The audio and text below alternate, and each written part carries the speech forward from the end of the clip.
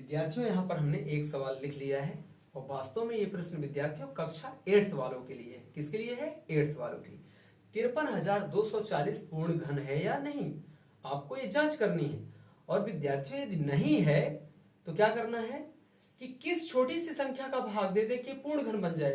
तो इसके लिए आपको क्या करना होगा, इसका अभाज्य गुणनखंड विधि से गुणनखंड करना होगा। फिर आपको अभाज्य गुणनखंडों के 3 के समूह चेक करने हैं और जिस संख्या का समूह नहीं बने विद्यार्थियों उसी संख्या का हमें भाग दे देना है। तो चलिए यही बातें हम जो बता रहे हैं विद्यार्थियों उसी के अनुसार इस सवाल को कर लेते हैं। ओके, तो हमें यहाँ पे लिख लेना है संख्या 53,240।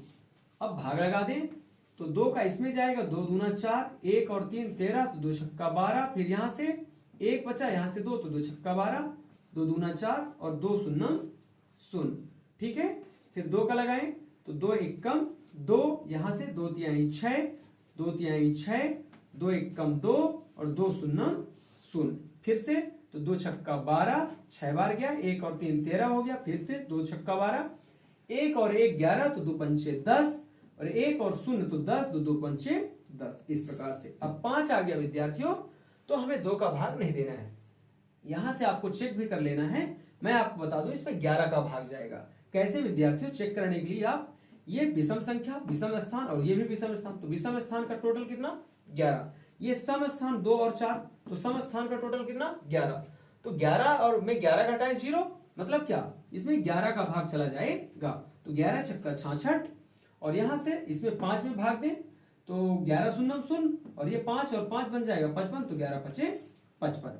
तो फिर से 11 का, तो 11 पचे 55, यहां से 5, यहां से 5, तो 11 पचे 55। इस प्रकार से फिर से यहां पे तो कितना आ जाएगा? 11 पचे 55। ये ठीक है, मतलब 55 में हमने 11 का भाग दे दिया। अब 5 एकम 5, इस तरह से। ओके, चलिए अब हम इसको एक बार लिख लेंगे। तो 53,240 बराबर क्या विद्यार्थियों? सारे अभाज्य गुणनखंडों को लिख देना है। 2 गुणे 2 गुणे 11 गुणे 11 और गुणे 11 और गुणे 5, इस प्रकार से। तो 3 का समूह तो 11 का बन रहा है, 2 का समूह बन रहा है इस तरह से। 3 का समूह हमने 2 का बना लिया विद्यार्थियों, 11 का भी एक समूह बन गया। समूह का मतलब समूह 5 में, समूह में 5 नहीं विद्यार्थियों, तो इसी का हमें भाग देना होगा।